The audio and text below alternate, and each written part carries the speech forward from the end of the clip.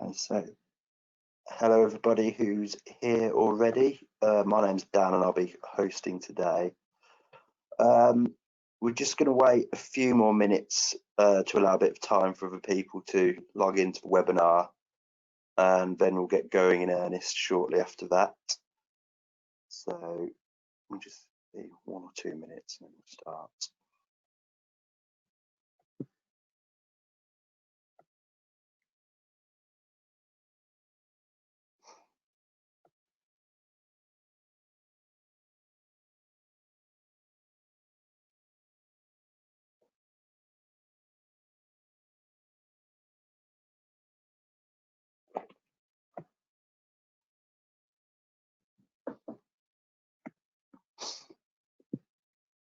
Also, it will be getting published on our YouTube channel and available via the Erasmus Plus website as well. So any latecomers or people who aren't able to make it will be able to see the presentation at a later date. So we'll move on to the welcome and introduction. So good morning to everyone. My name's Dan and I'd like to welcome you to the KA1 Youth Startup Seminar for projects funded under the 2019 Round 3 and 2020 Round 1 calls. We're pleased to have you here today, as it's a great opportunity for you to gain some knowledge about our future cooperation, project expenditure eligibility, reporting requirements, and other aspects of your Erasmus Plus project. This is the first time that a startup seminar is being delivered virtually due to the current situation, which I'm sure you're all aware of. So for those of you that are familiar, we'll be following the format that our regular webinars take on in its delivery, hence using this platform GoToWebinar. We've tried to make it as short and sweet as possible, as we know it can be harder to concentrate for long periods in an online setting. We've tried to refine our presentations as much as possible to include only the most necessary information. This being said, all information and guidance around project delivery and program rules will be issued via the 2019 and 2020 project handbooks. And as I said, this webinar will be recorded, which will allow you to revisit any key points that we discuss. I'll just move on to the agenda now. So you can see in your screens now the agenda that we'll be following this morning. So starting with this welcome now, then we're moving on to managing your grant, followed by reporting, then Mobility Tool Plus. Then at around 11:20, we'll be having a short comfort break to allow anyone to get any refreshments or stretch or anything like that. We'll then resume 20 to 12 with impact and evaluation, followed by dissemination, EPRP, visibility, then finally on to Youthpass, and then we'll be closing the session with a Q&A session where we'll have an open forum for any questions that anyone wants to ask about anything Erasmus Plus related. You can see we're given quite a generous time for the closed session, so we'll finish a bit before 1:30, but that's how long the webinar is booked in for, to allow us plenty of time.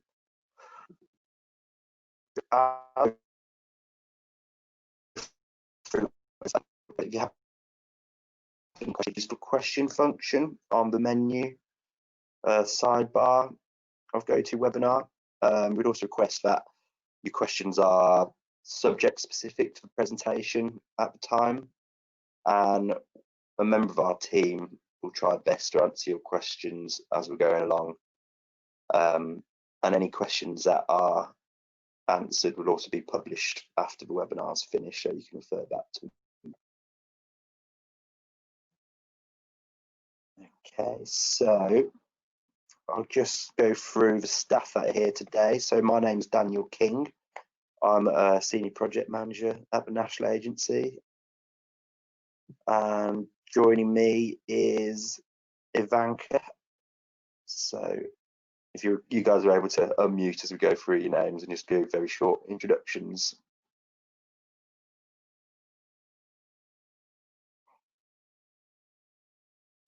Hello, my name is Ivanka, Senior Project Manager working for Youth. Thank you. Thank you. Next up is Idoia. Hi everyone, my name is Idoia and I'm Assistant Project Manager in the National Agency. Thank you, Idoia. Mercedes. Hello, morning everyone. I'm Mercedes and I work for the youth team. Thank you. Rowan. Hello all, it's Rowan here. I, like Mercedes, work on the youth team as well. Thank you. And finally, we have Sonia. Morning, everyone. My name's Sonia, and I work as a project manager in the KA1 youth team. Thank you. So that's everyone who's with us today. I'm sure you're familiar with some of them. So I'll just be moving on to a quick introduction to the role of the National Agency, most important for newcomers. So firstly, function of the National Agency is to promote all opportunities of the Erasmus Plus programme within May. We provide advice and guidance. Typically, we would run a phone line, but this is currently suspended due to staff having to work from home. However, we're still available via email at erasmusplus@chorus.com. We are in the process of getting our phone lines up and running via Microsoft Teams, but this is taking a little bit expected, but in the very near future, we hope to get those up and running, so it'll be available on calls again. Which will outline a summary of the grant agreement, as well as providing useful hints and tips around running your project. We'll also be publishing a 2020 handbook, which will cover any changes to the programme between the different call years.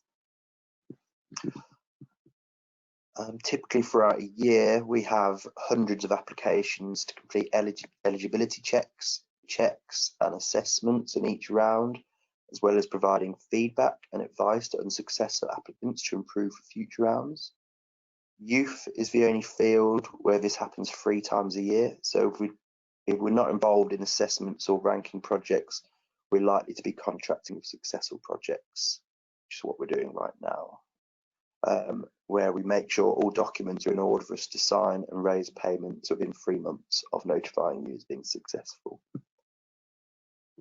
Throughout the year, we monitor projects and look out for potential case studies to showcase your work on our website, as well as our inclusion and diversity strategy. We'll be focusing on case studies involving young people with fewer opportunities. So if there's anything you're proud of in your project, please contact your project officers, and we'd love to have a feature story or photos or videos published on our website. So I'll now move on to the Brexit update, which has somewhat taken a second seat to the COVID-19 pandemic, but it's still there, it's still happening. So with regards to Brexit, there's been no updates since February of this year. And this update from February, as previously set out, the government remains open to considering participation in some elements of the Erasmus Plus successor programme, which will be due to launch in 2021. However, this currently does not include continued participation in the European Solidarity Corps. So the UK's continuation programme also is dependent on a deal being arranged between the UK and the EU. So currently it's still TBC, but there is the intention for the UK to continue its participation. It's very important to note that this does not affect the UK's participation in the current programme. So under the withdrawal agreement negotiated with the EU, the UK will continue to participate fully in Erasmus Plus, which is the programme running from 2014 to 2020. This means that projects successfully bid during this period will continue to receive EU funding for the full duration of the project, including those where funding runs beyond 2020 and the end of the transition period. So for example, if you have a successful project this year and it runs 2 years, all that funding is guaranteed up until the end of that project, even if it runs toward the end of 2022. Also of importance, that in the event of the UK not continuing in the Erasmus Plus Successor Programme, government is considering a wide range of options with regards to future of international education exchanges, with the primary plan being for a UK domestic alternative being established. Not much information on this at the moment, however, communications from the government imply that this would be set up in time for next year in the event of us not participating in Erasmus Plus. So an important takeaway from this is that organisations should continue to bid for funding under the current programme. This is particularly pertinent as the final youth funding deadline is on the 1st of October, which is on Thursday, so there's 2 days. So if you haven't started application thinking you're not allowed to, you have 2 days to get one in. Okay. So that covers the Brexit update.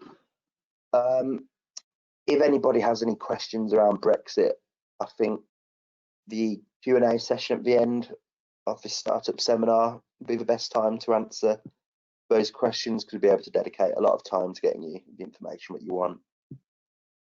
So now I'll move on to the COVID-19 update. So the latest guidance on COVID-19 is available on our website, and if there's any important changes, this will be updated as soon as possible. So it's the best place to get up-to-date information. It's important to remember that any changes to your project activities and contract due to the coronavirus need to be approved by the UK National Agency. So if there's anything that's been affected, you need to get in contact with us at the National Agency. So although the Foreign, Commonwealth and Development Office has lifted some of the restrictions on travelling abroad, their advice is kept under constant review, so it is subject to change at little notice. This being said, it is now possible to starting mobilities again. However, the National Agency advises caution when doing so and making sure that the safety and well-being of your participants is at the forefront of your thoughts when planning such an activity.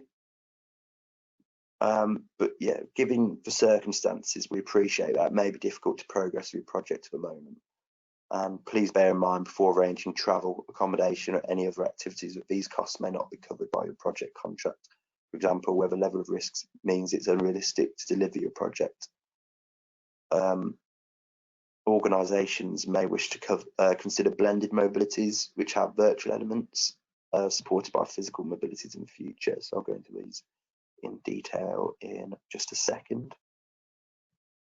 So, important note to make, if people are unaware, is that we are currently allowing beneficiaries to submit contract amendment requests to extend their projects, and due to the exceptional circumstances, we are permitting projects to be extended beyond the typical maximum duration of 24 months up to the limit of 36 months. So this is encouraged where it would be envisioned by project coordinators that mobilities may be suspended for a long period of time. So we do encourage people to extend their projects to allow for mobilities to still take place.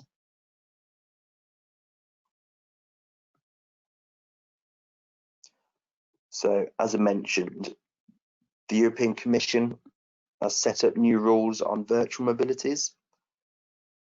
A virtual mobility is where the host organisation abroad has made it possible for participants to begin or continue part of their mobility placement through virtual learning or other virtual activities.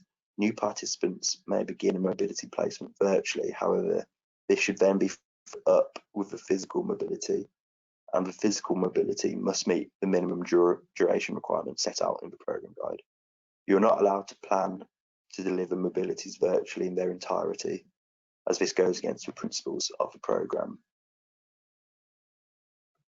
If a physical mobility comes to an end without meeting the minimum durations, then the NA may apply force majeure. This is beyond control, and if the costs are incurred, were booked prior to lockdown. So this brings us on to the important point of force majeures really come into play a lot over the last 6 months. So obviously at the beginning of the lockdown measures, we're accepting force majeures as these were completely out of the hands of organisers. So if you were due to send abroad, say, in April time, but then due to the travel restrictions, had to cancel it, force majeures are widely being adopted. However, due to the risk levels being more established now, we expect more justification when these are being requested. So the latest guidance and force majeures are that due to coronavirus, project activity may have been postponed or cancelled. Project activities arranged before the UK lockdown that were adversely affected by coronavirus may be deemed to be a force majeure, and any project costs incurred that cannot be recovered may be covered by the Erasmus Plus grant agreement, subject to the approval of the national agency. We appreciate coronavirus remains active, therefore difficult to progress with your project with any degree of certainty. To incur project costs at this uncertain stage of coronavirus may no longer be deemed to be force majeure and may not be covered by Erasmus Plus grant agreement. Therefore, before booking travel, accommodation or any other activities in relation to your project, you are strongly advised to check the relevant government guidance and support channels and review and accept all risks attached to advance bookings. You must ensure the health and safety of participants remains at the forefront of all decisions you take, together with the ability of your organisation to cover any costs incurred should placements need not proceed as planned. So in summary, that just means that due to, to 6 months of time having passed, it would require more justification for us to accept a force majeure case against your project. I think, as we always advise in these cases, if you think there's going to be an instant force majeure, the best course of action in the first place is always get in contact with your project officer. Okay, so that covers the introduction and the Brexit and COVID-19 update. So we can now move on to the next presentation.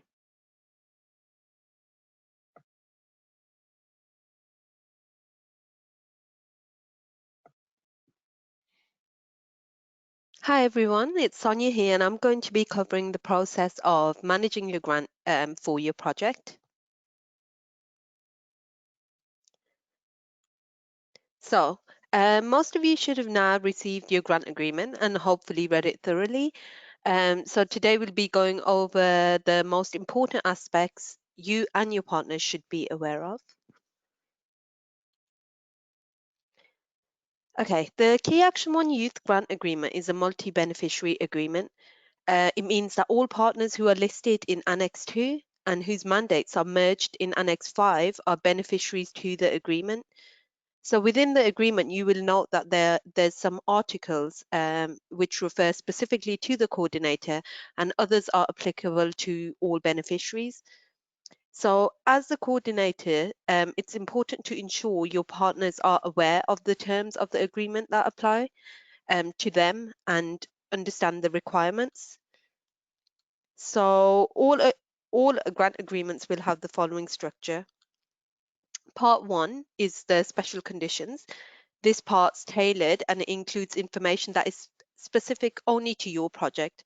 For example, project start and end dates, the duration, awarded budget, your bank details which you've submitted, the final report and final payment timescales, as well as Mobility 2 Plus requirements. The annexes actually form an integral part of the grant agreement and consist of the following.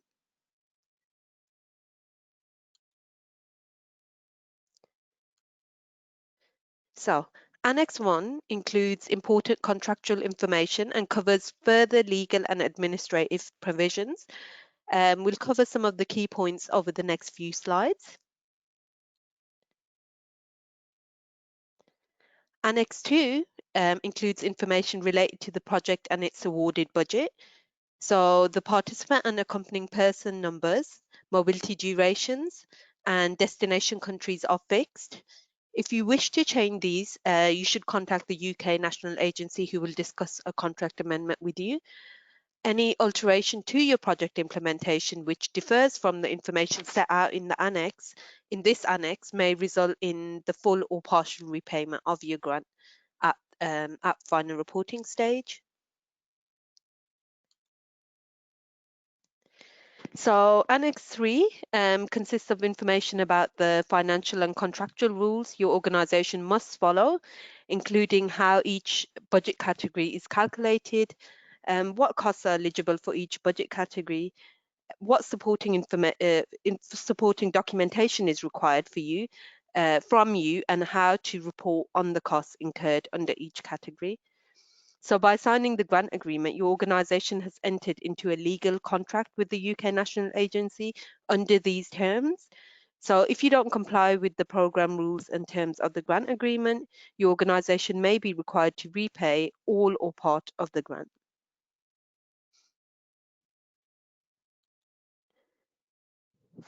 So Annex 4 is a breakdown of the rates used to calculate individual budget category amounts. You will also find in here additional financial and contractual rules only applicable to projects organising virtual activities due to COVID-19. So the rules are additional to those in Article 1.2, in Article 2.2 of Annex 3, and only apply to cases where virtual activities need to be organised due to COVID-19. Reporting on virtual mobilities is required in line with the rules provided in the grant agreement. Further details on how to record these mobilities will be discussed later on in the presentation. So you'll also receive an Annex 5, and this will include all the signed partner mandates of the participating organisations of your project.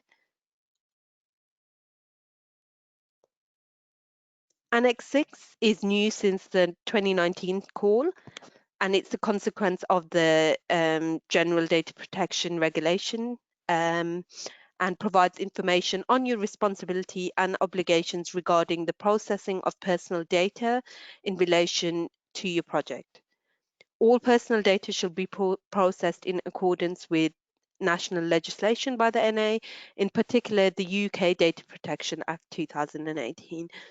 So please refer to this annex and the section 1.14.1 data protection for further information on GDPR. So just bear with me a second. Okay, so we'll now cover a couple of the key articles in the entire grant agreement. Article 1.17, and this article covers additional legal provisions required by the national law. Specifically, this covers the following requirements. Both the beneficiaries and the national agency must process personal data in accordance with the UK Data Protection Act and the European regulations. So beneficiaries must provide equal opportunities and ensure they don't discriminate in the delivery of the project. Beneficiaries must also ensure safeguarding and child protection against danger, damage, injury, etc. So Article 2.2 is the general obligations and roles of the beneficiaries.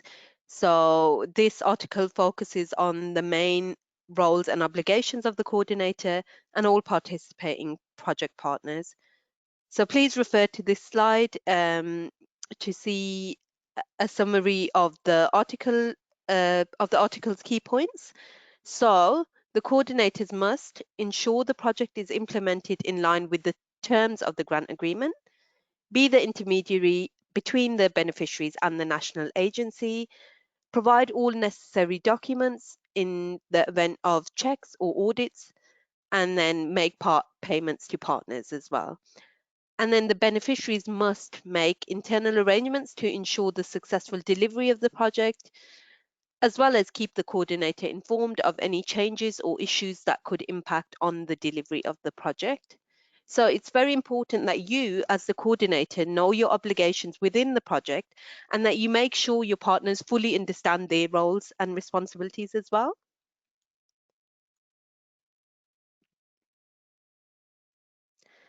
So Article 2.16 is regarding the suspension of a project.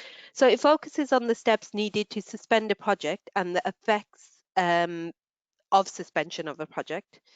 So suspension can be initiated by either the national agency, for example, if an organisation fails to comply with obligations under the agreement, or if substantial errors or irregularities are noted by the beneficiaries, for example, due to exceptional circumstances or force majeure. So suspension applies to the implementation of the project or any part thereof. Each party will need to outline the reasons for the suspension and when it is likely to end. So if the suspension is granted, any costs incurred by the beneficiaries during the suspension period will not be covered by the grant or reimbursed. So if the project resumes, beneficiaries must request an amendment to the grant agreement and the national agency will need to approve these changes. Article 2.17 is regarding the termination of an agreement found in Annex 1. So it focuses on the steps needed to terminate a project if necessary. Terminations of the agreement can be initiated by either the national agency or by the beneficiaries themselves. So either party needs to notify each other, giving clear reasons for the termination. Should you wish to terminate your project, you would need to send the national agency a formal letter outlining why you're requesting the termination. So based on the information provided or observations made to support the termination request, a decision will be made and formal notification of the decision will be communicated along with any required action, for example, submission of reports to cover the specific periods of the project. The national agency has a formal amendment procedure, and this will be explained a little later in the presentation. Okay, so during the life cycle of your project, you may wish to make some changes to your project. For any changes, you must notify the national agency well in advance of the change taking place to ensure that it is allowed. So as you can see on the slide, changes can be broken down into two groups. So there's notification only changes and there's significant change requests. For those that are considered significant changes, you should send an initial email to your project officer with a request which fully outlines the proposed changes and the reasons for the changes. Please note that it's important to inform your project officer in advance about any changes to your project, and only approved changes will be considered eligible. So changes must be requested at least 2 months before the project end date, and the national agency has a timeline of 45 calendar days to process a potential change. That's why it's really important to obviously notify the national agency as soon as you are aware that you need to make these changes.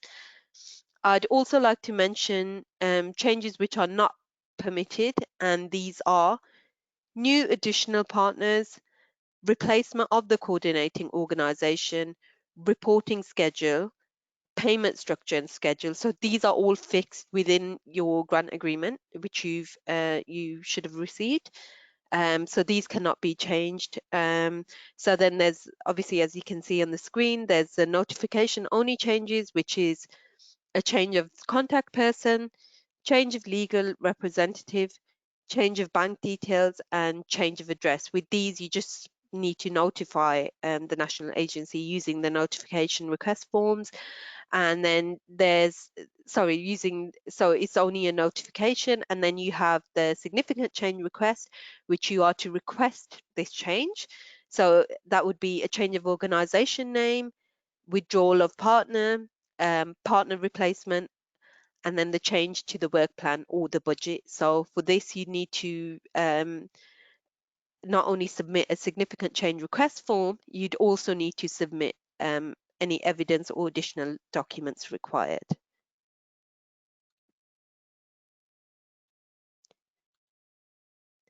So I'm now going to move on to speak about your budget of your project.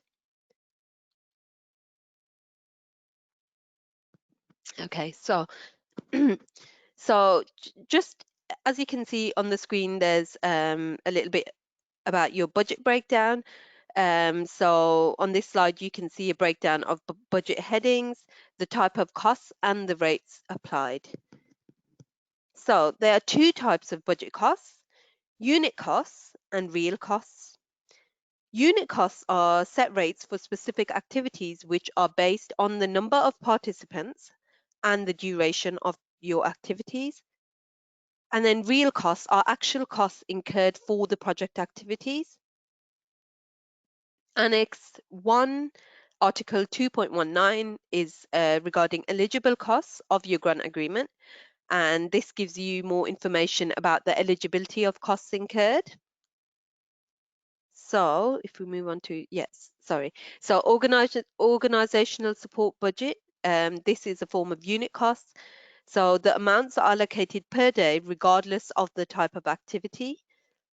This budget is a contribution to the cost directly linked to the implementation of mobility activities, excluding travel and individual support for participants.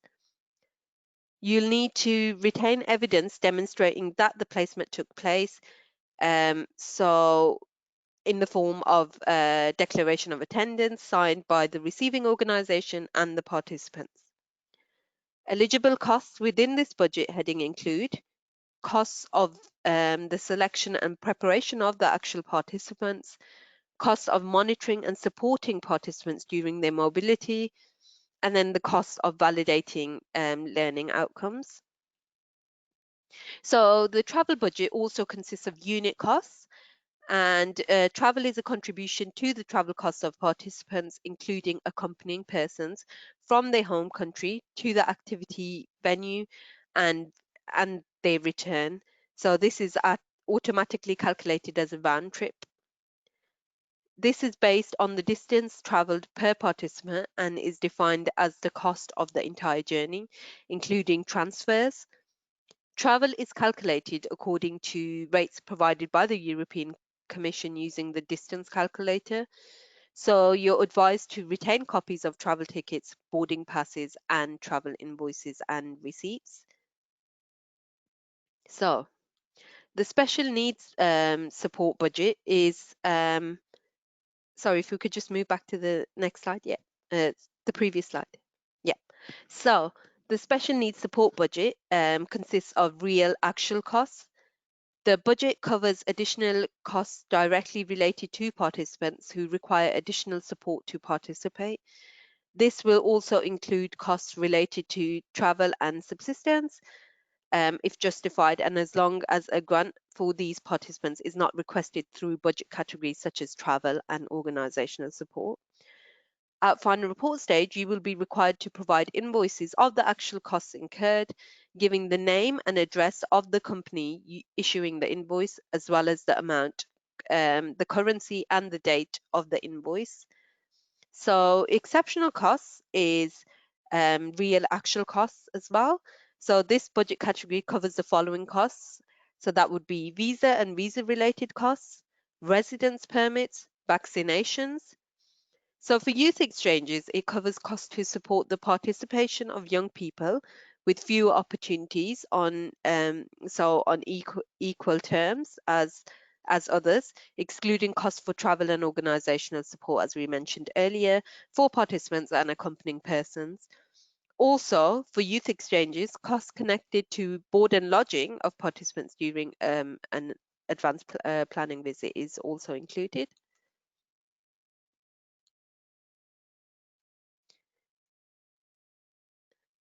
Okay, so for all costs, all project All project activities and costs incurred must take place within your project start and end date, as noted within your grant agreement, and must be related to the project. All project activities and costs must be incurred in connection with the project as outlined in Annex 2 and Annex 3 in order to avoid any ineligible expenditure.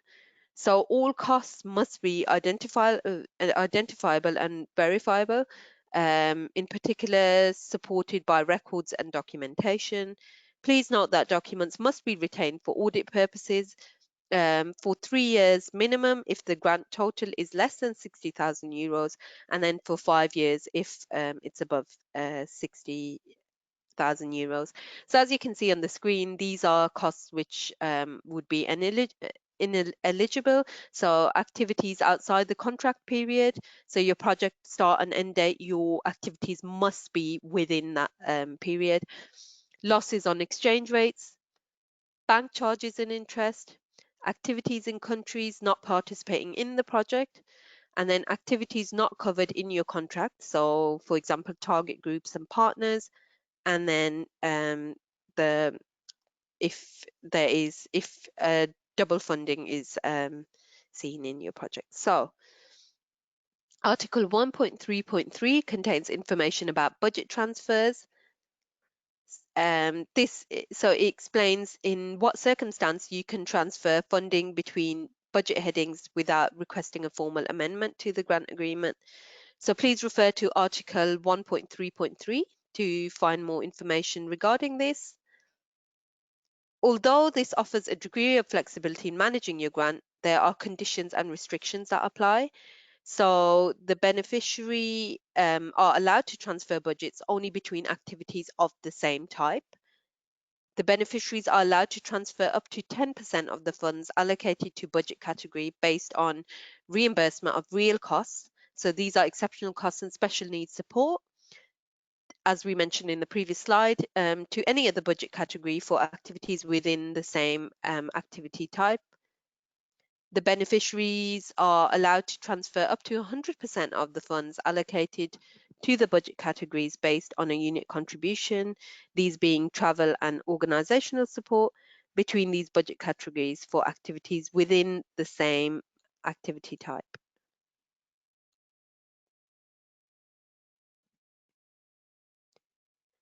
So Article 1.13, contains information about supporting participants. This article outlines the 2 different ways you must use to pay your participants for their travel costs. Payments to participants must be made as either a full transfer, so where your organisation transfers the full amount, the full unit contributions as specified in Annex 3 to the participants for them to make suitable arrangements. And then a contribution in kind, where your organisation must make suitable arrangements on behalf of the participant. Failure to reimburse your participants for their travel or otherwise cover their travel costs is a breach of your grant agreement and could result in those costs being recovered by the national agency. So this is because Erasmus Plus program rules prohibit beneficiaries from making a profit from the grant, which is explained in Article 2.25.3 of the grant agreement.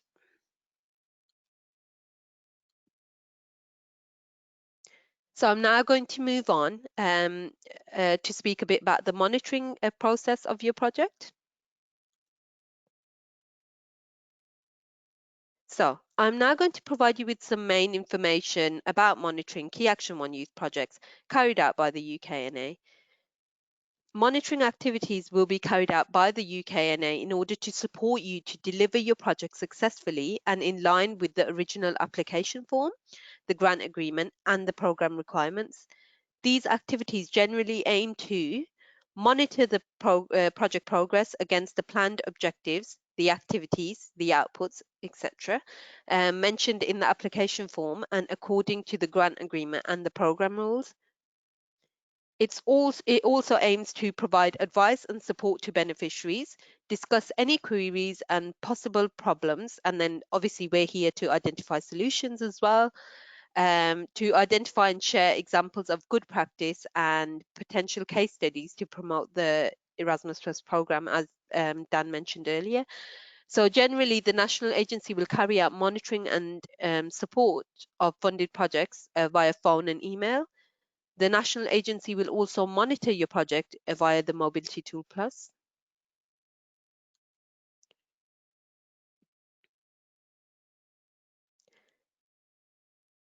So the first form of monitoring is calls and emails. So this will be conducted by your project officer, who you should be in regular contact with during your project lifecycle. This will be conducted on a quarterly basis. So if you've selected for monitoring calls or emails, you should consider that you should consider these as a way to sort of find out more about your activities. So it's for us to find out more about your activities and help you successfully deliver your project. It also gives you the opportunity to ask questions and have support if your project is selected for monitoring calls. And if it is, your project officer will inform you and you'll arrange together a suitable date for the calls to take place. The call itself usually lasts around about an hour, and where relevant action points will be agreed during each call, and these will be followed up by the set deadlines. During the call, we'll talk through different aspects of your project, such as cooperation and communication with partners, project and financial management, and how the project activities are progressing, as well as how you are disseminating the project results and monitoring and evaluating the project. We'll also check to make sure you're keeping Mobility Tool Plus up to date. So just make sure you're regularly inputting information into there. So if your project is selected for monitoring emails, your project officer will inform you and will provide a set deadline for sending the email. You'll be prompted to complete and send back to the national agency a form which looks at the progress of your project. Monitoring visits will be carried out on a sample of funded projects. So you will have the opportunity to discuss project management, progress and implementation, financial information, mobilities, project monitoring and then evaluation, impact and sustainability, and then dissemination, as well as sharing achievements and examples of good practice and asking for advice. Visits will last from half a day, depending on the scale of the project. In most cases, you'll be advised by your project officer, who may be, so your project officer would visit you in most cases, who may be accompanied by another national agency staff. So if you're selected for a monitoring visit, your project officer will contact you to arrange a date and will give all information on the visit prior to the visit, including agenda and guidance on how to prepare. The visit will also be followed up with a report written by the national agency from what we observed from the visit. So yeah, that's another form of monitoring. Then we have on-the-spot checks. So on-the-spot checks are conducted on a random sample of projects that the NA can carry out during your project lifetime. And these can take place either on their own or they can be together with monitoring visits. The purpose of the on-the-spot checks is to check the reality and eligibility of the project. So that would be whether the activity actually took place, whether the activity was in line with the applicable rules and quality of the project activities undertaken. There will also be checks against the beneficiary's accounting systems, staff records, and other elements that can only be verified at your organization's premises. So during the check, the financial management and record keeping will be looked at to ensure it's appropriate. Just like monitoring visits, checks will normally last half a day. Similarly, you'll be visited by 1 or 2 national agency staff, but in this case, not your project officer. So the national agency will look at supporting documentation and project results and outcomes during these checks. On your part, again, the project contact person should be available throughout the checks, and the person responsible for managing your project finances and project records is also required to be there. Just like monitoring visits, if you are selected for an on-the-spot check during the project, Your project officer will contact you to arrange a date and give all the information in advance, followed up by any action points and a report by the national agency after the visit has taken place. So the last form of monitoring is financial checks and audits. Article 2.27, checks and audits, contains information about checks and audits, the duty to keep documents and obligation to provide information. So your project is subject to an audit from the point when the grant agreement is signed up until 5 years following the date the project's final payment is made. So it's important that you keep any and all evidence of expenditure throughout the course of the project. For 3 years, if the grant is awarded less than 60,000, and then as mentioned earlier, for 5 years, if the grant is awarded to your organization, that's more than 60,000. So Annex 3 of the grant agreement details what documents you need to retain as supporting documents in case of an audit.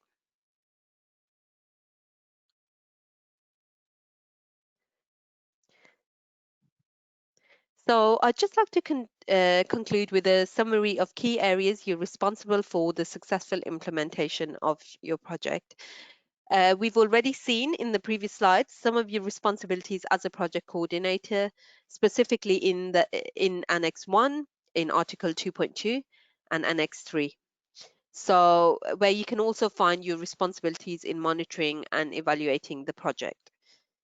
This means, firstly, that you should ensure regular and effective monitoring is in place throughout your project so that you can keep track of your project activities, expenditures, partnership and participants compared to what was planned in the original application form, and identify any issues early on so that you can take the necessary action to ensure that the project remains on track.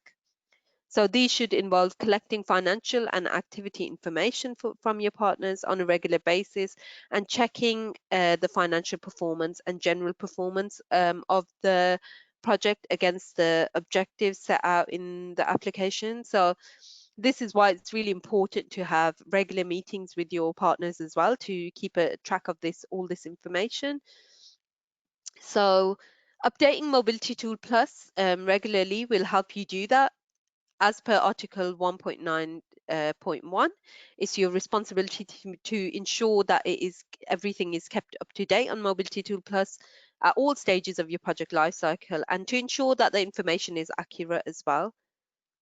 You should evaluate the performance and results of the project throughout the lifecycle. So evaluation should involve all parties who had a role in the project, including any partner organizations and the participants. So you should also circulate the results of the evaluation through dissemination activities. Evaluation and dissemination will be discussed towards the end of the presentation.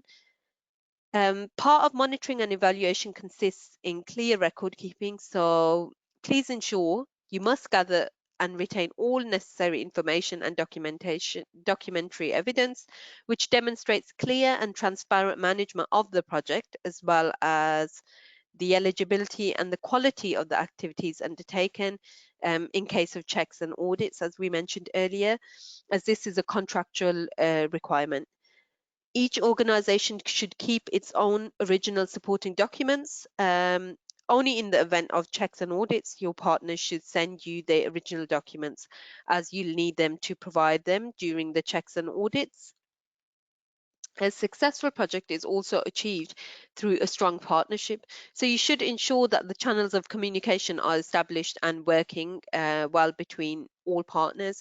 We found through previous projects that a good communication between partners results in a more effective and successful project.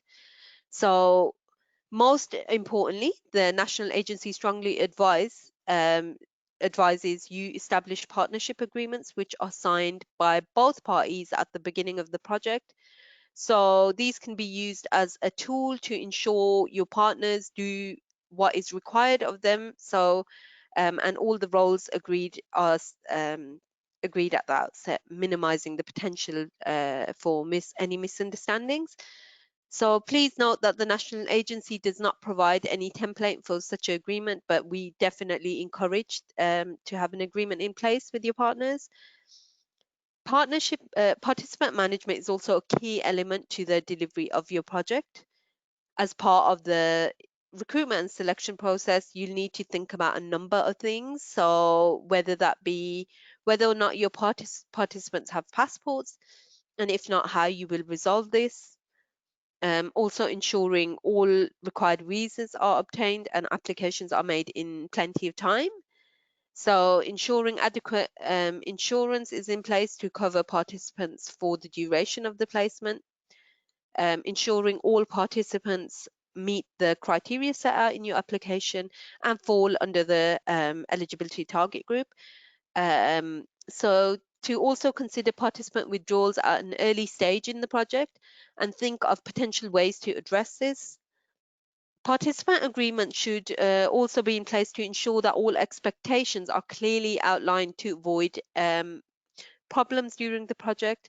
So this includes the responsibilities of all parties, accommodation, activity schedule, etc. It should all be made clear within the agreement. So yeah.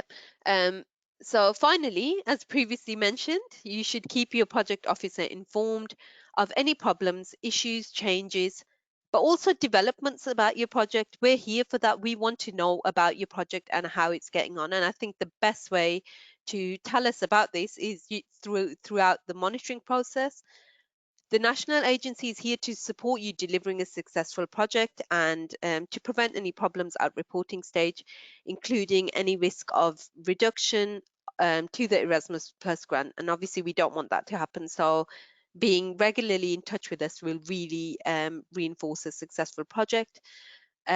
So yeah, that's me done. And I'm now going to pass on to my colleague Mercedes to discuss the reporting process a little more. Thank you very much.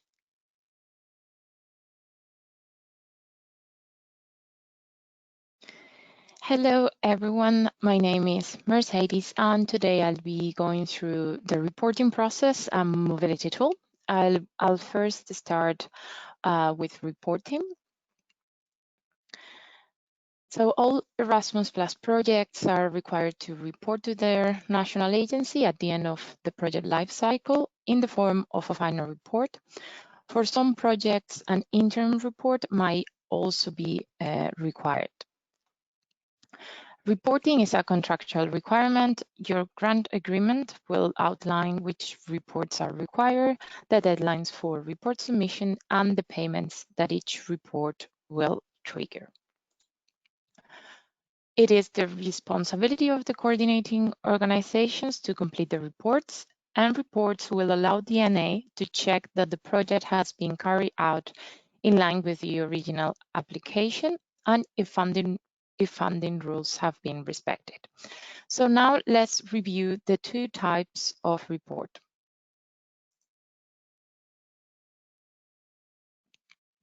For interim reports, you are required to provide an overview of how the project has been implemented and information detailing how the grant agreement has been spent. You will be sent a template copy of the report by one NA officer to complete ahead of the submission time. Depending on your payment structure, you will be required to submit your first interim report a quarter of way through the project or halfway through the project. Your grant agreement will specify the reporting period and also the deadline. You will be required to report on all the activities which have been taking place so far. And we check the budget summary to ensure that the financial data entered is accurate and only the actual spent in court over the reporting periods has been recorded. This should demonstrate that you have spent 70% or more of the previous pre-financing payment in order to release the next pre-financing payment. You are not required to submit any evidence or mandatory documents at this point, with the exception of the report itself and the signature page.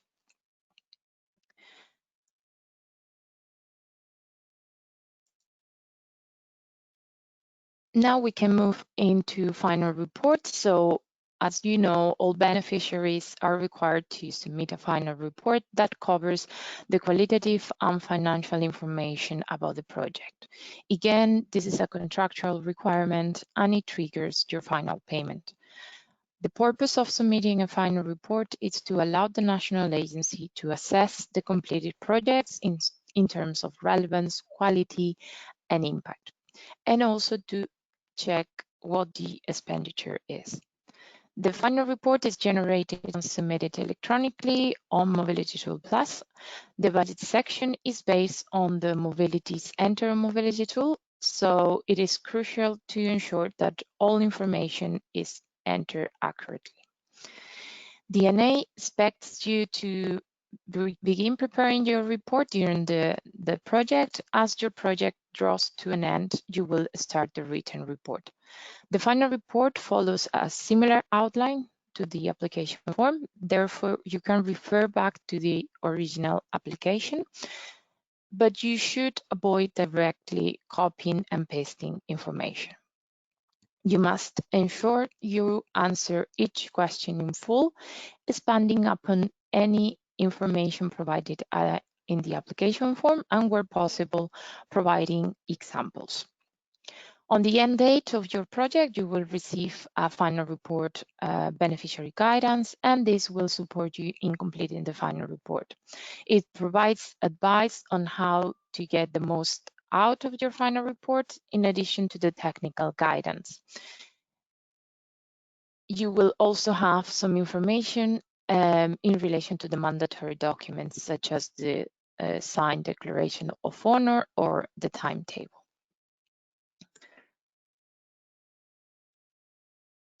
Now let's focus on detail into the mandatory documents that need to be annexed into your final report. So you will need to provide a signed declaration of honor with the date and place of signature, the activity timetable, which should be completed on the Excel template, which is available on the Erasmus Plus website.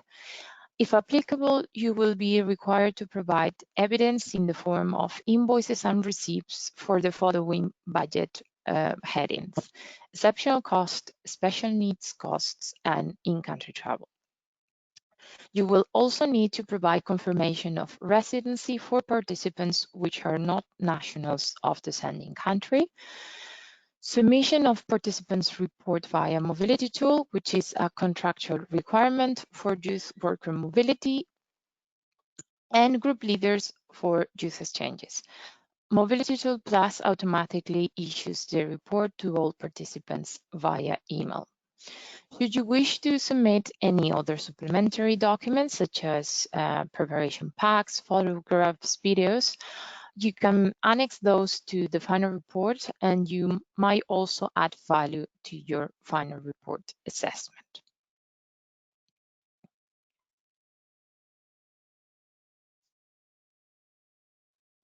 So once you have submitted your final report, the national agency will carry out two different types of assessments: the qualitative assessment and also the financial assessment.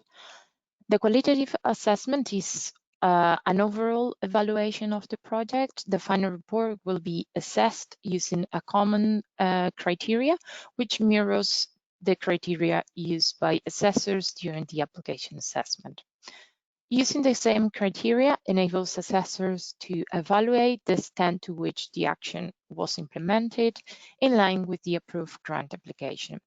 This will have a particular focus on the quality of learning outcomes and the impact on participants and organizations, the quality of the practical arrangements provided in support of the mobility, which includes recruitment, selection, preparation, monitoring, and support to participants.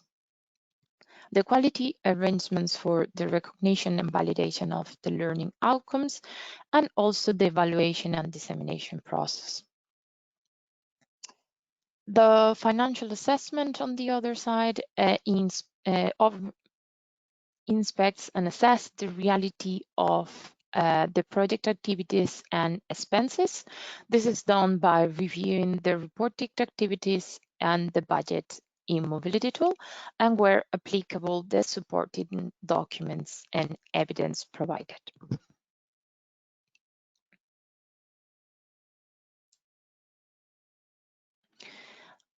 The national agency has compiled a number of observations after assessing several final reports. So we have the good quality reports and also the common pitfalls that we have encountered when assessing your final reports. We have identified that under the good quality reports, it's really helpful to reflect on the application form, also to evaluate all aspects of the project after each stage, also to provide a detailed report on what happened, why, when, and how. It's also really good to see the involvement of partners and participants. It's also important to maintain all original documents in case your project is selected for further checks.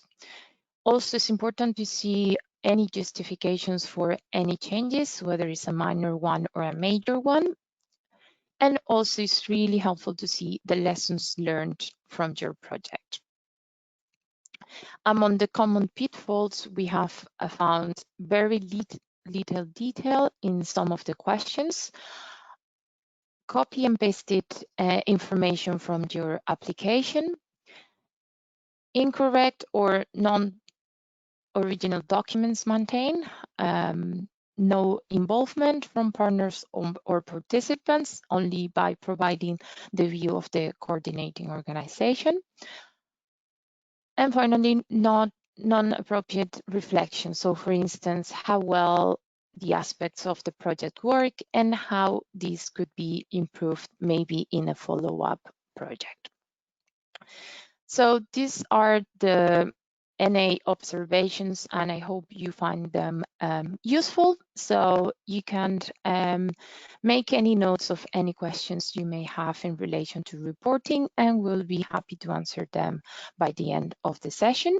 Now we can move on to Mobility Tool.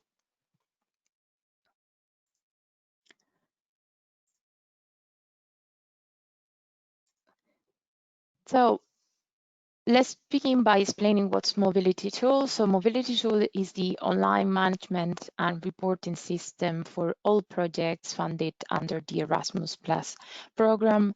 It is a contractual requirement for all projects to use this tool to report the project activities and also to complete final reports. The national agency uses Mobility Tool to monitor project information entered by beneficiary organizations.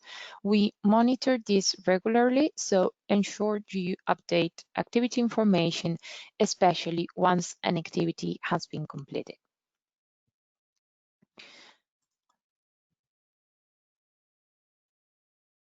So how can you access Mobility Tool? When your project is available in Mobility Tool, you will receive an email inviting you to access the project. To access your project, you first need to use and log into your EU login. You should already have registered for a new login account. So for instance, you need this to use the ORS system and also the application website. You need to ensure that the email address you use to access Mobility Tool is the same that you provided as a contact. We grant the access to Mobility Tool to the contact person for this project. It is your responsibility to make sure you can access the tool. We are here to support you and to guide you, but we are unable to make any new usernames or passwords for you. So please make sure you keep your username and password safe and available to you and the project management staff if required. I will now go through each tab of Mobility Tool. So as you can see, you can see the basic details of your project. So the context information, which outlines details about the key action, code year, start and end date, project duration. Also the national agency, in this case, it will be showing the UK for all of you. In the middle side, we have the project information, project reference number, title, and the status.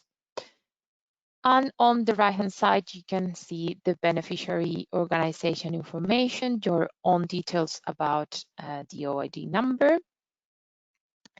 And then moving to the right-hand side, you have the project, the level of access that you have as a user.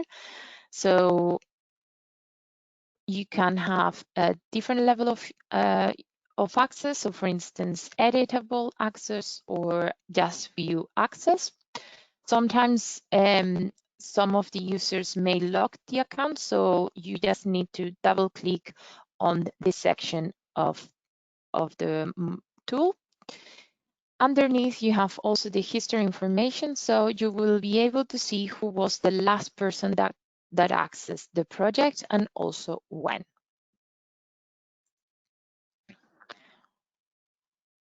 Moving to the second tab of the platform, you can see the organizations tab. This provides you information about the coordinator, the OID name of the organization, country, city, and the public body or nonprofit status. It also has the details of your partner organizations, and this one can be used to change any information about the partners, phone numbers, and addresses. And also you can use this as a way to store all the partnership details. But please, if there is any changes on any of those details, let the project officer know so we are able to also change it in our system. Moving on to the next tab, the contacts tab. So those details are also generated from your application. But if you need to add any additional information, so for instance, adding additional people in your organization to view or edit information, you can add it here. To do so, you just need to click on the pencil icon, and then you can change the level of access. Although you can have several people with editable access, we recommend you to have only 2 people maximum with access to edit the information. So as you can see on the, we can go back to the contact section.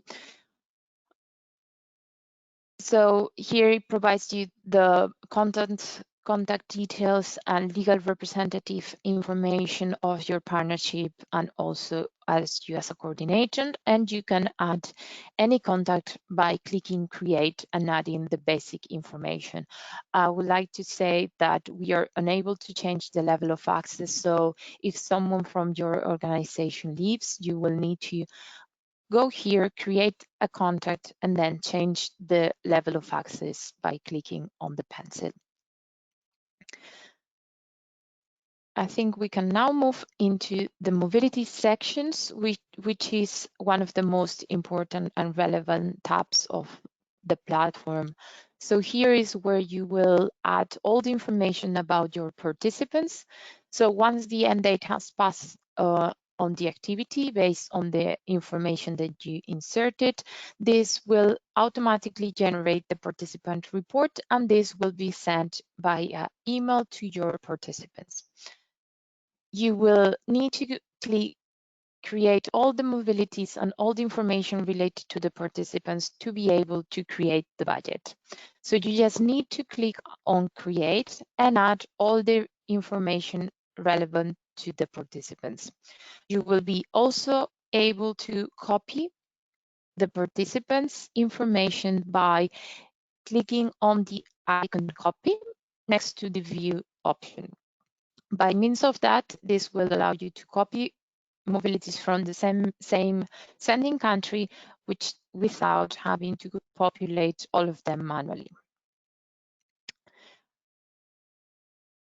if you wish to import all the mobilities together, there is another option. So if we move into the mobility, import and export tab, you will see here that you have an option to select the file as an XLS, and you will be able to import all the mobilities from an Excel file. In here, you will be able to import all the mobilities if you have large scale project, and this will allow you to do it in a quicker way. However, the information needs to be encoded in a certain way. So we always suggest you to insert one mobility under the mobility tabs and then generate the Excel file from there to be able to see how the information needs to be recorded. Once you have done that, you can import the Excel file with the necessary information.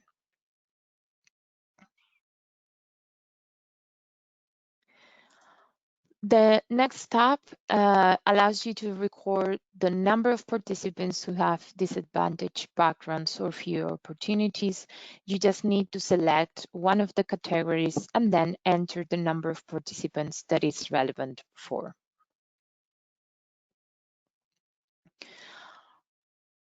Moving on to the budget section, the information in here is populated from the mobility tabs. The white boxes can be amended, but cannot be larger than the approved budget. Please refrain from entering any costs under exceptional costs by guarantee, as this is not applicable for KA105 projects. Under exceptional costs, there is a comment box to enter any details, and you must use this to explain what costs refer or to summarize the costs that you have already entered under this box. You are not able to manually amend any budgets on this page other than exceptional cost. So if you have made any budget transfer in line with the rules set in your grant agreement, you will need to inform your project officer by the time you have submitted your final report.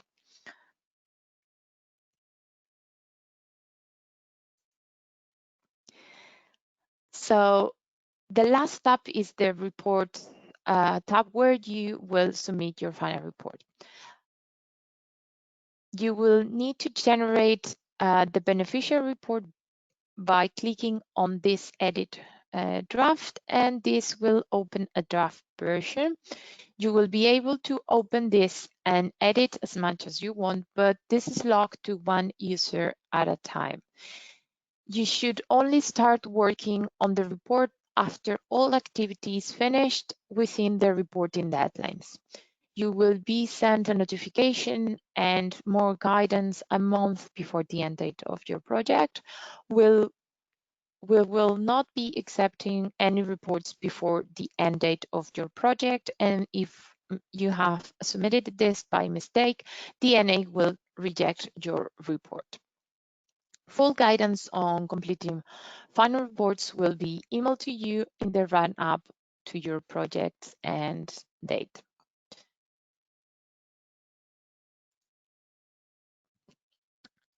As a result of COVID-19, we have an update on mobility tool. And as you can see, the EC has implemented a force majeure flag. We appreciate that coronavirus remains active, and it is therefore difficult to progress with your project with any degree of certainty. To incur project cost at a certain stage of coronavirus may no longer be deemed to be force majeure and might not be covered by your Erasmus Plus grant agreement. Therefore, before booking travel, accommodation, or any other activities in relation to your project, you are strongly advised to check the relevant government guidance and support channels, such as the government website and to review and accept all risks attached to advanced bookings. Mobilities having an end date within 2020 will have a force majeure flag checked on mobility tool. You will automatically see keywords such as Corona, COVID, and you will have this COVID-19 affected flag set. This flag cannot be changed manually, and we are aware that due to coronavirus, the project activity might have been postponed or cancelled. Project activities arranged before the UK lockdown that were adversely affected by coronavirus might be deemed to be a force majeure, and any project cost incurred that cannot be recovered might be recovered by Erasmus Plus grant agreements, subject to the approval of the UK National Agency. As you can see on this screenshot, this has the force majeure checkbox. You will need to add a explanatory comment, including the word COVID or Corona. This will be only applicable for projects that have an end date 2020, and this needs to specify on the duration section. Note that the COVID-19 affected flag is checked as conditions 1 to 3 are fulfilled.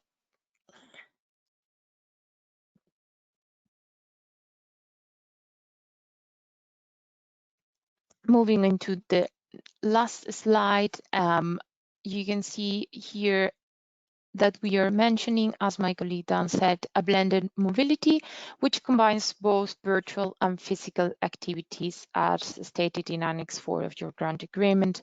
As indicated in the screenshot, Mobility Tool has the option to include blended mobilities, and this includes the duration and budget details for both the virtual activity and the physical activity. The following image shows the basic changes that occur when a mobility is updated from physical to blended mobilities. For a blended mobility, the virtual activity start and end date must also be indicated.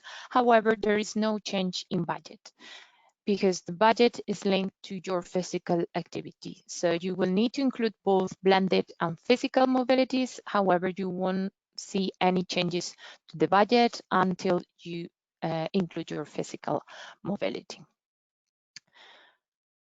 So thank you very much for listening. I have now finished the mobility tool and reporting presentations. I hope you have compiled any questions you may have that can be answered in our Q&A answers. And I think now it's time for you to have a break. And I think we will be back at 11:40. That's right. Yeah, so pretty close to the agenda. So it'll be 19 minutes now, which has gone a minute over, but we'll resume at 20 to 12, where we'll be going over, just the agenda open, impact and evaluation first, followed by dissemination, EPRP, and visibility, and finally Youthpass, and then the Q&A session at the end. So 20 to 12 Zoom. Allow everyone to have a bit of a comfort break, and I'll speak to you again shortly.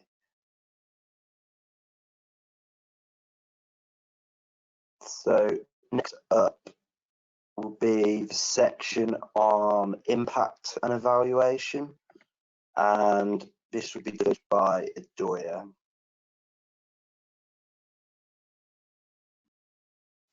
Hi everyone, hope you had a nice little break.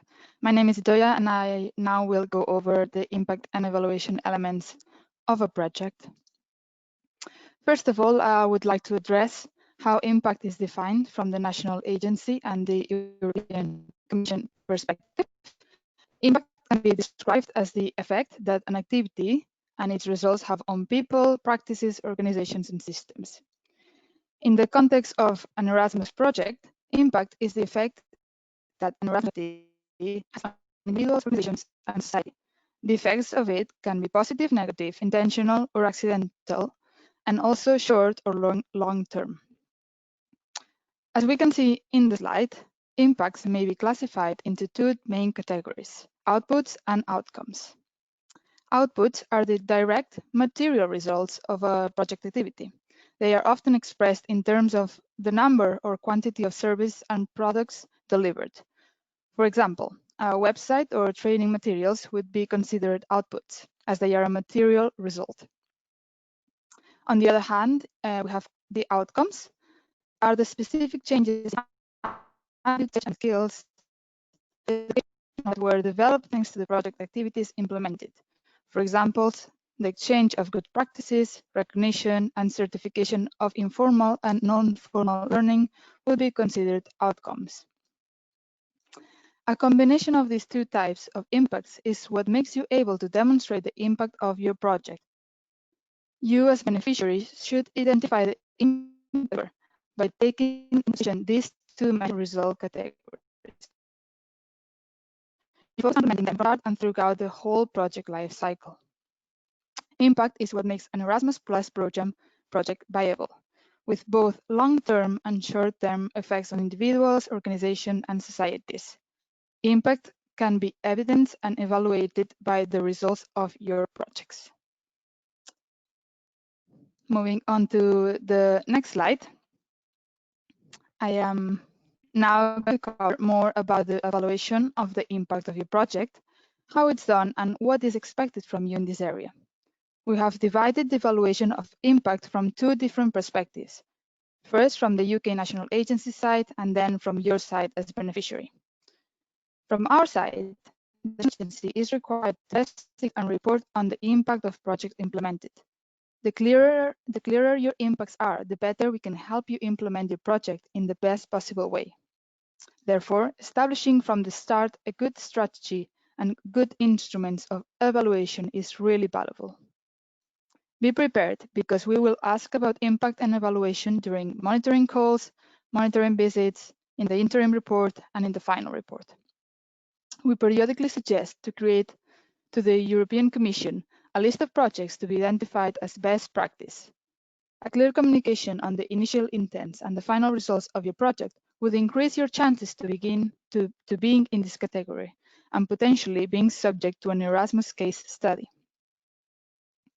From your side, evaluation allows you to assess the impacts of your project, and it is an important and necessary part of the implementation. By now, you should have a clear idea of the design and of the approach to project monitoring and what you want to have for your project. First of all, you should consider what a constant evaluation gives in terms of evidence of the impact of your project. What has your project achieved and will achieve in the foreseeable future? Then you need to keep in mind that what the eventual reporting requirements will be. Make sure that the relevant points are addressed in your application, and also that you cover them in your final report, which is very important. Throughout the life cycle of your project, include as many perspectives as possible and relevant. For example, it would be good to have a particular activity evaluated by both organizers and participants. Having evaluation activities throughout stages of the project will help you to measure to what extent you have met the aims of your project and also identify where improvements can be made. The questions then that you can see on the slide may help you identify the best approaches to follow in this instance. For instance, you can ask yourself, what should you be focusing on? What methods should you use? Who should you involve? When should you evaluate? And what can you do better? In the next slide, I am going to talk about some of the impact and evaluation tools. Here are some practical suggestions that you could use, and we have listed in the slide. We have drawn these examples from best practice projects and also from our impact assessment that we do at the national agency. A common tool used are evaluation forms that participants can complete to evaluate different aspects of the mobility, as well as the impact that had on them. It is useful for participants to complete evaluation forms at different stages of the project, so they can measure their progress. If you have a small number of participants, you could also interview them at these different stages. This evaluation exercise shouldn't just involve your participants, but also others who work with them. It's always very interesting to hear not only the participants' voice, but also the people who are involved in the project. If you have a short mobility period, you could give participants daily diaries to record how activities meet their needs and objectives. However, you should be clear with your participants that these diaries are not private and that they will be shared. To measure impact on your organization, you can also use KPIs, key performance indicators, that you have to achieve as a department or as an organization. It is always very interesting to see how the project has impacted your organization objectives and aims. Moving on to the next slide, finally, I would just like to let you know that there are many tools and resources on the topic of impact on our website. On the Impact Assessment Resources page on the Erasmus Plus website, you can find further information on the Impact Plus model, along with other resources that can help you plan your impact assessment. Additionally, some of you may know that we run the Learning Network events. These are discussion groups for organizations involved in projects funded through Erasmus Plus program. Starting this year, we have 3 new topics of discussion, and one of them is project management and implementation. It may interest you to share best practice with other recipients of Erasmus Plus funding. To learn more about learner networks, please visit our website and join the mailing list to receive information on registration. Thank you very much for your attention. And now I am going to cover myself. I am now myself going to cover the next item of the agenda. And the topic will be about dissemination, EPRP, and visibility. So yeah, I'm going now to cover the basics you need to know regarding dissemination. And dissemination, as you know, is an important element of the project life cycle. The main goal of dissemination is to raise awareness about your project aims, activities, and results through various online and offline channels, materials, and conferences. Dissemination can also help you raise the profile of your organization, create new opportunities to extend the project, and develop partnerships for the future. You are also asked to detail dissemination activities as part of reportment requirements, so it's a good thing to bear in mind at the start, during, and after the project. Although generally one partner may take the responsibility for dissemination and exploitation coordination for the whole project, the responsibility for implementation should be shared among all partners and actively involve participants to ensure that the dissemination takes place in all participant countries. This is why you need a dissemination strategy. As an example, some methods that will help you develop this strategy are the following ones. Questionnaires. You can design questionnaires beforehand based on the type of impact you want to make with your project. Individual and group interviews. For example, you can design interviews with young people who have been involved in a group mobility, asking how do they feel and how now that they have completed their experience. You can also do this through observation. So design an observation guide based on what you want to observe. You can also use statistics and disseminate the statistics in your website, page, or blog. And also through skill tests. Skill assessments should be designed and then must be conducted before and after a mobility experience. These are all tools that will help you disseminate your project. As you can see in the slide, the audiences for your dissemination practices can be both internal, and this would be organization management, colleagues, learners, or even future participants, and can also be external. So to peers in your sector, policymakers, non-UK partners. And it's important that in your dissemination practices, you include these 2 types of audiences. And also, do not forget the UK National Agency, because the National Agency does case studies, press briefings, events, sector and country groups, which can help you further disseminate your results and your project.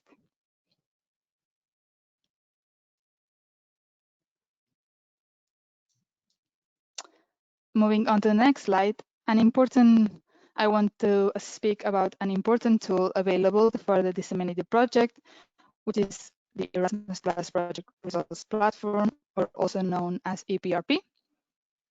EPRP is a free dissemination platform that offers to everyone a comprehensive overview for all projects funded under the Erasmus Plus program. You can see the full list of projects on the platform, use search filters, upload results on the platform, such as videos, reports from an event, leaflets relevant to the dissemination plan of your project. Guidance on relevant project results is available directly on the platform. We do strongly recommend you to use the platform, as it can increase the visibility of your project and your organization at an international level, as this platform is public. Your project may also be highlighted as good practice by the national agency, which would further increase visibility on this tool.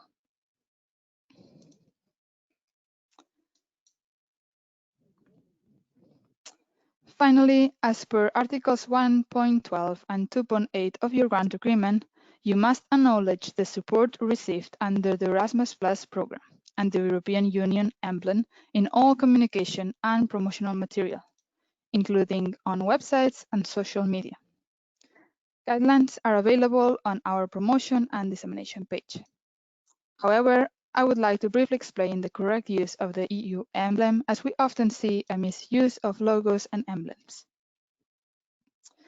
As Erasmus Plus funding beneficiaries, you need to follow the European Commission guidelines and use the versions of the emblem on the left side on the slide. Those are available for download on our website. You must not stretch, distort, or rotate the emblem. You should also not change the position of the text next to the emblem. When displayed in association with other logos, the European Union emblem must have appropriate prominence. The Erasmus Plus logo, the one you see on the right, is only to be used by promoters of the program, such as the national agency. You should therefore not use it. You should also not be using the logos of the British Council and ECORIS. If one of your outputs is a publication or study, a disclaimer will be required, indicating that the publication reflects the author's view and that the European Commission is not responsible for any use which may be made of the information contained in the publication. That would be all from me. Thank you very much for your attention. And now my colleague Rohan will deliver a presentation about Youthpass.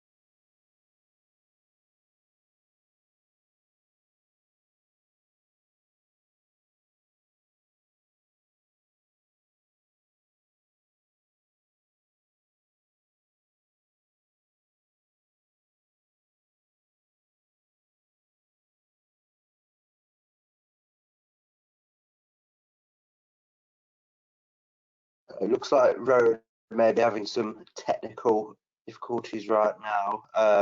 Just going to try and get hold of him. Shouldn't be a long delay. If he can't get back on, another member of the team will be able to take over. But Hello? Great. I'll leave it to him. Hello, you can hear me? Yeah, sorry about that. I think there was a problem with the microphone. So I'll be going over the Youthpass. So Youthpass, essentially, it's a tool to improve the recognition of informal learning. So it's a certificate which confirms an individual's participation as well. But most importantly, it's a European recognition tool for non-formal and informal learning in youth work, and it aims to reflect on the learning process. So Youthpass is for projects funded by Erasmus Plus youth programs and helps the participants to record their learning and skills. So to support job applications or applications for further courses. So for instance, Youthpass is a tool to improve the recognition of informal learning, along with being a certificate which confirms an individual's participation in a youth activity. And equally a record of the activity undertaken based on the participants' personal learning outcomes. It also includes as well, it's also based on principles of non-formal education and an explanation of Erasmus Plus activities, which can be understood by people outside of the youth sector. So every young person in a youth mobility project, such as youth exchanges, mobility of youth workers, are entitled to receive a Youthpass certificate. And the Youthpass itself validates the non-formal and informal learning experience acquired during a project. So moving on, so how can you incorporate Youthpass by recognising and documenting the learning? So by using Youthpass, young people will have to be more specific about what they have learned and in what way they have learnt it.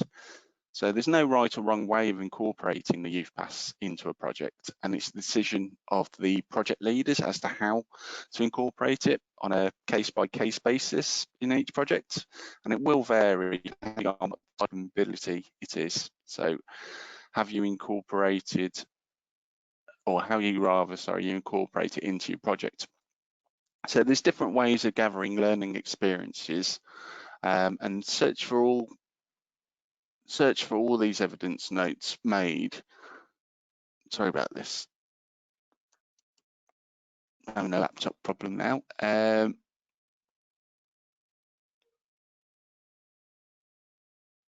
Sorry about this, my laptop's just frozen momentarily. So yeah, so there's different ways of gathering learning experiences. So you can search for all these evidence notes that you've made,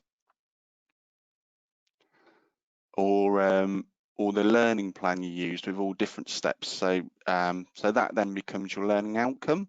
So things like diaries, booklets, information about the project in newspapers, and things like digital media, picture collections, or learning plans are other examples of what can be used to document learning at different stages of the activity. And this ensures a realistic and achievable objectives, or that the realistic and achievable objectives are set and can be evaluated.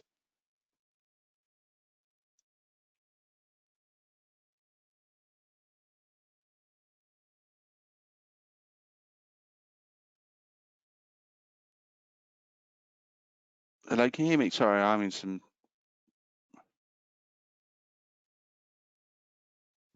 We can hear you. Hello? Sorry about that. So yeah, as I say, things like diaries, booklets, information about the project in newspaper and digital media, things like picture collections and learning plans are all other examples of what can be used to help document learning at different stages of the activity. And as I mentioned, that ensures that realistic and achievable objectives are set and can be evaluated, so progress becomes visible. And with that as well, there's a revised framework of key competencies for lifelong learning. So this describes the main competence areas that all individuals need for personal and professional fulfillment. So things like for social inclusion and active citizenship, and to lead a sustainable and healthy lifestyle. So these are grouped into 8 main areas. The first competence being multilingual competence. So multilingual competence is the ability to use different languages for communication and to understand and express thoughts, feelings and facts orally or in writing. Then the next competence is the personal, social and learning to learn competence. So this is the ability to learn and to manage one's own learning and to reflect on oneself. It is about time and information management, and then along with social competence, including working with others in a constructive way and managing conflicts in a supportive way. Personal competence also can include resilience, the ability to cope with uncertainty and complexity, and also to show empathy. The third competence is known as citizenship competence, and this is the ability to act as a responsible citizen and to fully participate in civic and social life. So it's based on an understanding of social, economic, legal and political concepts, as well as global developments and sustainability. Then the fourth competence is entrepreneurship. So this refers, this refers to the capacity to act upon opportunities and to turn ideas into action that has values for others. So it can include things like taking initiative, creativity, innovation, critical thinking, and also problem solving. Then the next competence is cultural awareness and expression. So this is an understanding of how ideas are creatively expressed in different cultures through different arts, for example, and it also involves developing and expressing own ideas. So it requires the knowledge of local, European and global cultures and the ability to express ideas and emotions in different artistic and cultural forms. And then we move on to what's known as the digital competence. So this would involve the responsible use of digital technologies, communication and collaboration, along with media literacy, digital content creation, safety, intellectual property related questions, and again, things like problem solving and critical thinking, which then also leads into what's known as the mathematical competence. And this is a mathematical competence in science, technology, engineering. You may know it as being STEM. And this is the ability to use mathematical thinking to solve problems in everyday situations. So competence in science refers to the ability to use knowledge and to identify questions and to base opinions on evidence. And in part as well, leading into that as well, would be the literacy competence. And this is the ability to understand and express thoughts, feelings and facts orally, in writing or in other forms, and also to interact with others. So in a youth project, participants may need to create various types of written material for different target groups, such as social media posts, petition text, official letters, newsletter articles, activity reports, and so on. So participants can explore problem solving and analytical thinking skills by being involved in decision-making processes, especially regarding the management of different aspects of the project. So one way in terms of how you would create your Youthpass would be to register on the Youthpass website. And you do this by entering your personal and organisation details. But what you'd need to ensure is to please ensure the information is entered correctly, because the information about the organisation will also be displayed on the Youthpass certificate.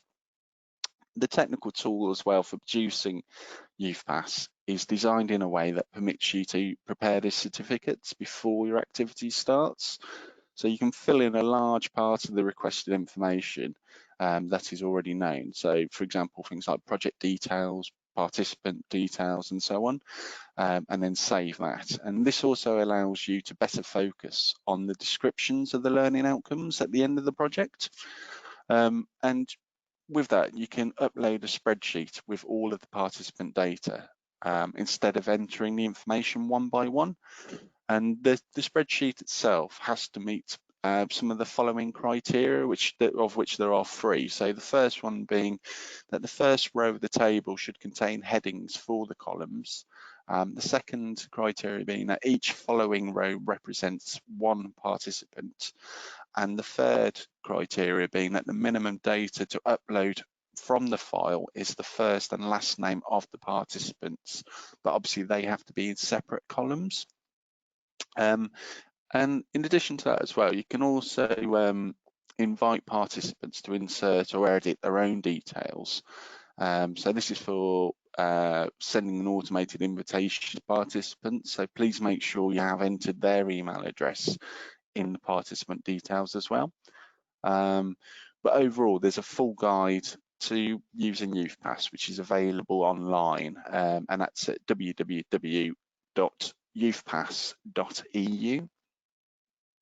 So that's a sort of snapshot really of Youthpass and what it's used for and how it should be used in conjunction with your projects.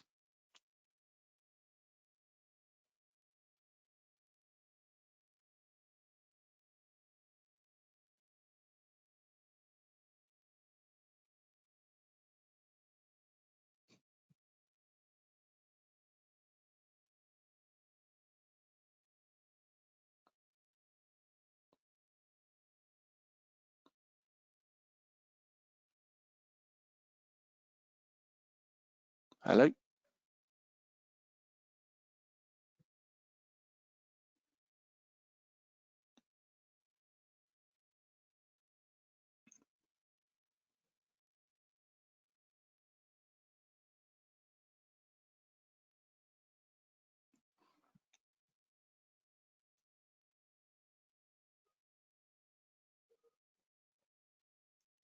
So yeah, so that would be all the presentation for the Youthpass there as well.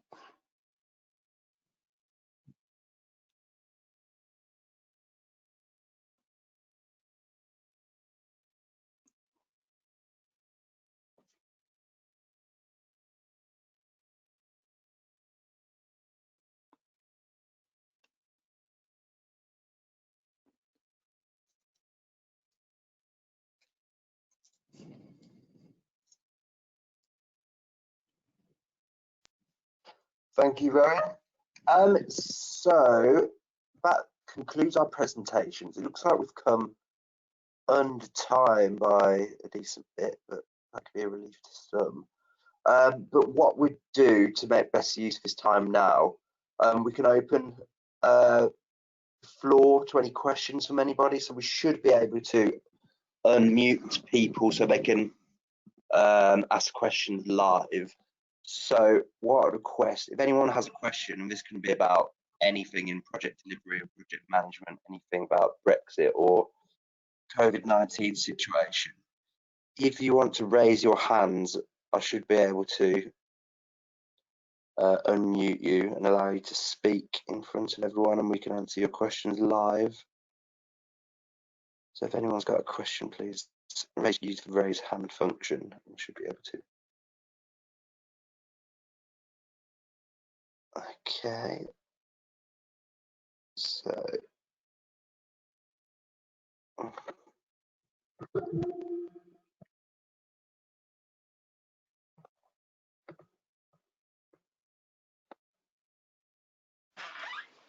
Hello. Hello. Is that Zayshan? Yeah, Next Generation, Manchester. Yeah.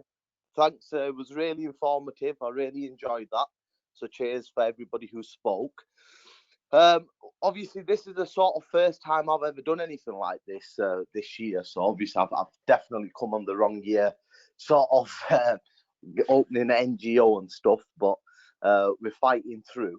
One thing that I'm struggling to find out about is that, and I thought I might find out more about it today in the webinar, was that 50% of sort of my the courses that have been accepted, so 50% of the funding has been cut, and it said it's because of the way I've set the NGO up, because I've set it up as a limited by liability, but it's still obviously a non-profit organization. So I was just wondering, obviously, where do I stand with the deductions? Because out of the 5 courses that I've been accepted on, when we've done all the calculations, it does not meet any of sort of the requirements of what I need, sort of, you know, when we've done the cost for the food and for the travel and all the rest of it, it comes to almost double the amount of money that we sort of needed. So what I would have originally have got would have covered obviously them courses, but with the 50% deduction, it doesn't look like I'm going to be able to cover them courses. So would I just need to not go ahead and do the courses that are sort of wouldn't cover the costs that I need, if that makes sense? Okay. Yeah, I don't think we'll be able to answer this in full right now on this platform, but I think what it sounds like what you're saying, there is a clause that's outlined in program guide where it's a private for-profit organisation receives a 50% cut to its funding for things like, I think, individual support and organisational support. Okay. I think one of the guys from the youth team might be able to clarify that. Hi, hello, can you hear me? Yeah. Hi, yes. So, it's Sonia. Olu, Hi, I think Sonia. I did respond to your email. So at the point so it's like in terms of the application, if it's a for-profit organization within the application, then 50% is reduced of the organizational support at budget checks. And because at that point, in that point of time, it was stated as a for-profit organization, unfortunately, there's not really much that can be done about that. Then it's down to you, obviously, how you wish to proceed with that. But that is the ruling. Yeah, no, completely understandable. Yeah. And obviously, just with the sort of COVID-19 situation now, so for example, I'm going to accept one of the courses that I'm going to do in Manchester, and that's going to be sort of the back end of, sort of Feb, March, April time next year. So if I was to go ahead and do that one, for example, now, and let's say, I don't know, somebody ended up being COVID-19 positive within the sort of group, and then they've asked us to sort of quarantine in that facility, sort of in the hotel or whatever it would be for 14 days. What would happen sort of then because obviously you've spent the budget on initially doing the course, somebody's ended up being COVID-19 sort of positive, and then they would have to self-isolate the whole group there for the next 14 days. Would the EU sort of cover them costs then?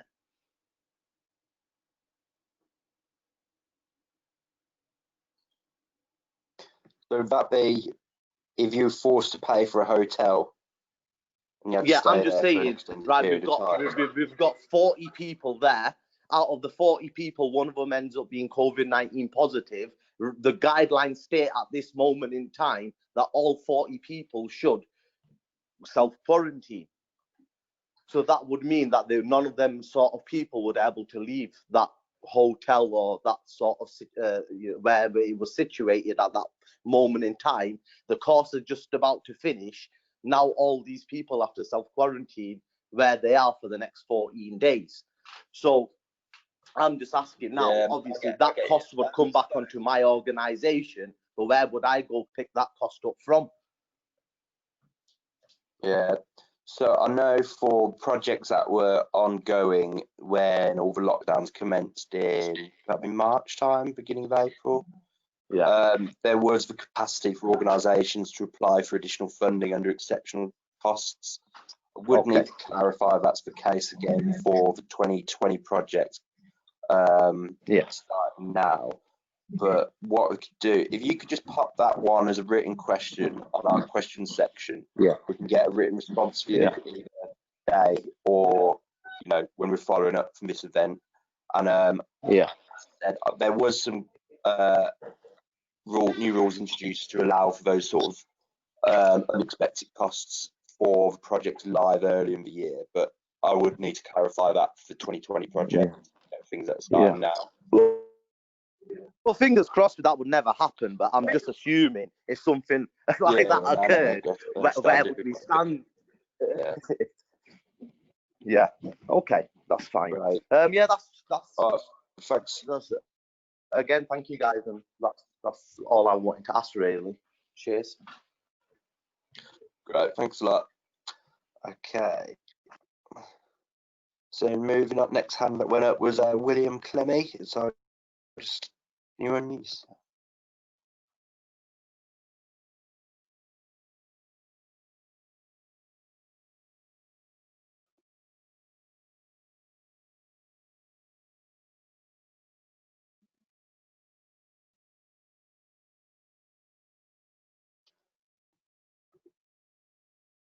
Right, so I'm trying to unmute the microphone for William Clemmy, but okay for at the moment.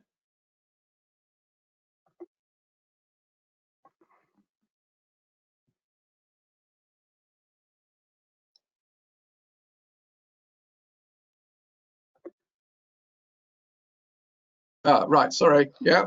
Okay. Is that it? Right, sorry, yeah. Yeah, I've got you. Apologies. Yeah, we can hear you now. It was a question about APV and the exceptional costs. We've applied for board and lodging under the exceptional costs, but when we come for the final report and have put in for the exceptional costs, we've been turned down on the board and lodging on the basis that we've asked for food and beverages. I mean, surely that is board and lodging as well as accommodation, if you see what I mean. Do you know what we should be putting instead and what needs to be on the invoice? Yeah.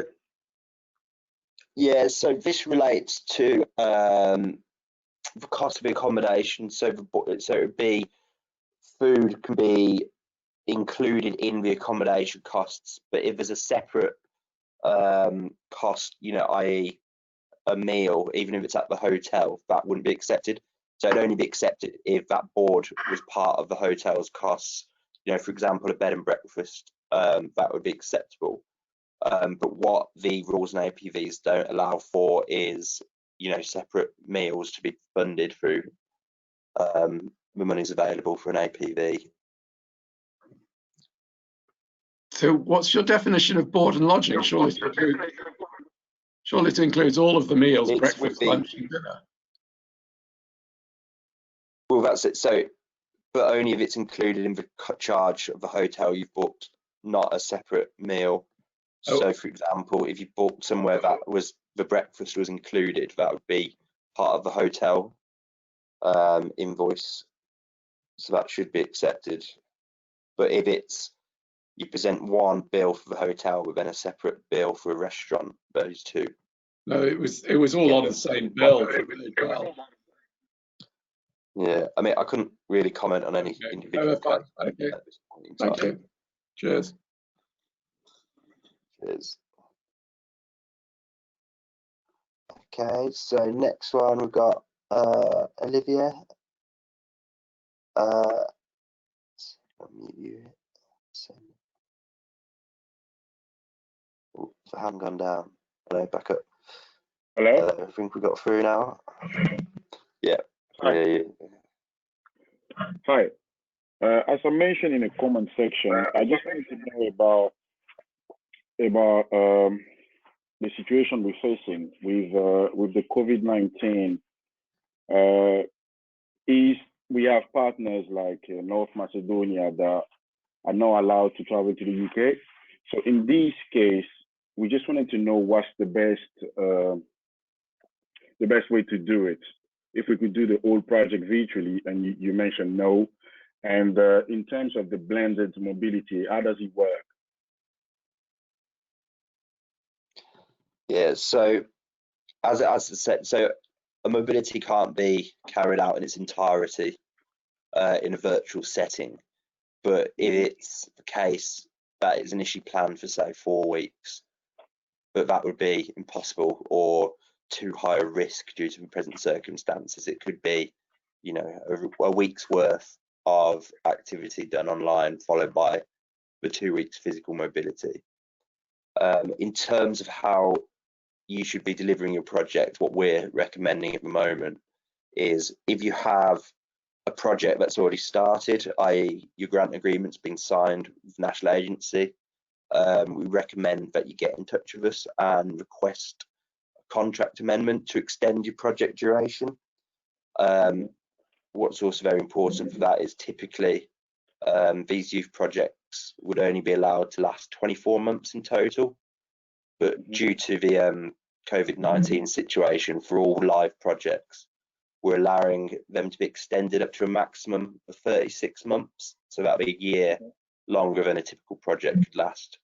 So that's a review that, you know, this situation, it's already been going on for 6 months. It might be 6 months longer, but a year delay in delivery should be able to accommodate the activities still taking place.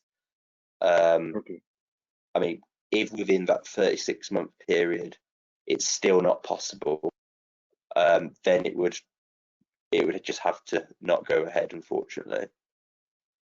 So if you have a scenario where your project hasn't started, so you haven't signed your grant agreement and the contract with the national agency, you're able to delay your start date So say, for example, you submitted your application in February, round 1 for 2020, and your start date was the 1st of June.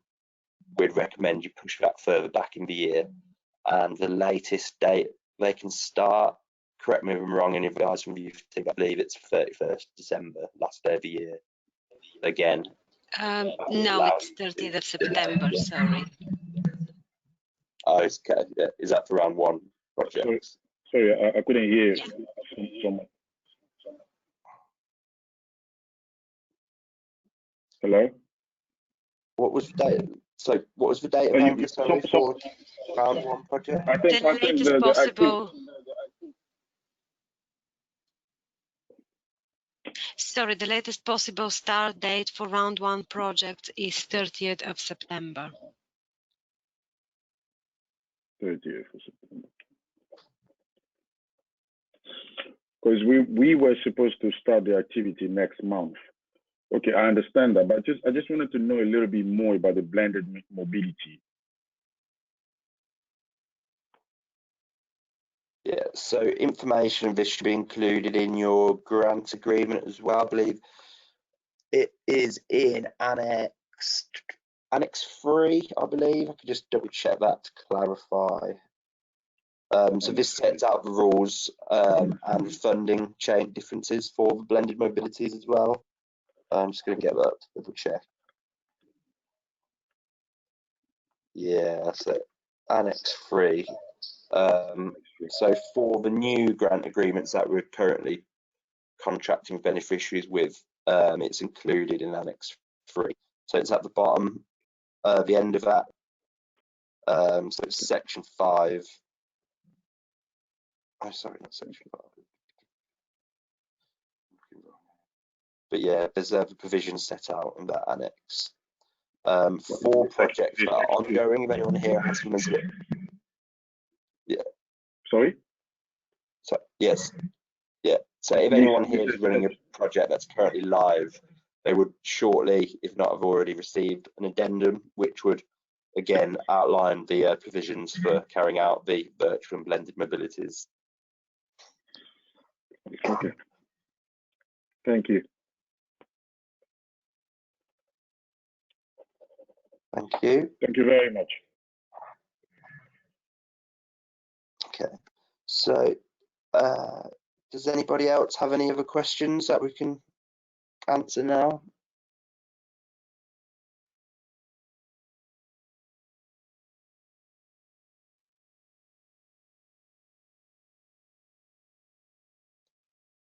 Okay, so we'll stay online for another 5 to 10 minutes if anyone can think of any questions at that time.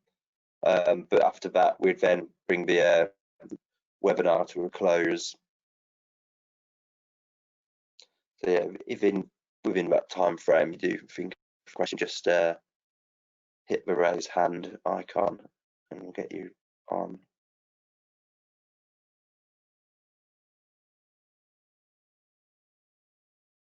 And it was the streamlined version, so it was the key information we were trying to get across to everyone. So we do hope it helps in delivery of the project. As ever, the message from National Agency is when in doubt, do please get in touch with us. Best point of contact would be your project officer, who will be identified to you at the end of the contracting process. If you don't have their contact details immediately available, please just email our helpline, erasmusplus@chorus.com, and a member of the team should either respond directly or forward the message onto your project officer, and that should all be done within 2 working days.